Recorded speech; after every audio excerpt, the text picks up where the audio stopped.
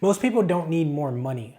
They need more control. The first step to escape the rat race is simple. Save 3 to 6 months of your mandatory expenses, not your wants. Just things that you absolutely need to survive, like your rent or mortgage, utilities, car payments and insurance, food, basic household needs. Let's say your basic monthly survival costs look like this. Housing, $2,000, utilities, $750, car and insurance, $1,000, food, $400, toiletry and essentials, $200. That means your bare minimal survival cost is $4,350 per month. So your emergency fund should be somewhere between $13,000 to $21,000, preferably in a high yield savings. And I know when people hear that number, they're probably thinking like, how in the am I ever gonna get there? Let's walk through it. The median household income in San Bernardino County is about $85,000. Obviously, the numbers will change depending on where you live, but the math stays the same. A simple rule. Your housing should be about 30% of what you make. If your income can't support your life,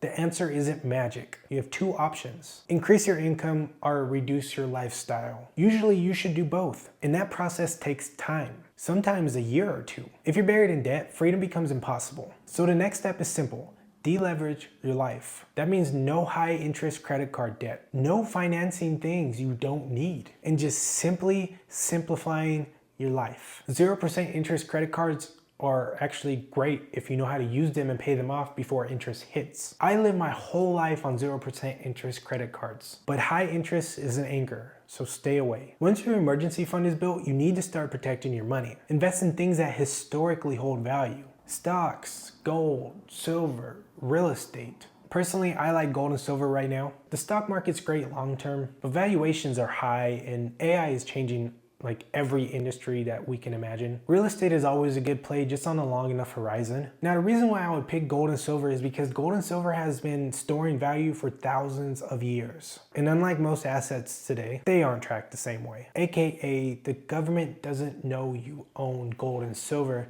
And personally, I like it that way because our government kind of sucks. It doesn't need to be crazy, but keep at least a week of expenses in physical cash, somewhere safe. Imagine the systems fail, your bank goes down. Anything can really happen, especially right now. And prepared people stay calm. Once everything is stable, life gets a lot easier. A simple framework that I like to use is 30% to housing, 10% to a car, 10% to investing or a maxed out Roth, 10 to 15% to savings, and enjoy the rest. Life is way too short to just survive. But this is why getting your financial foundation right matters so much, because it's really hard to enjoy life when you're constantly trying to stay afloat. So be smart, be safe, improve your well-being, and no matter what happens, I hope you remember, it's not left versus right. It's us normal people versus the ruling class. And they don't want you to win.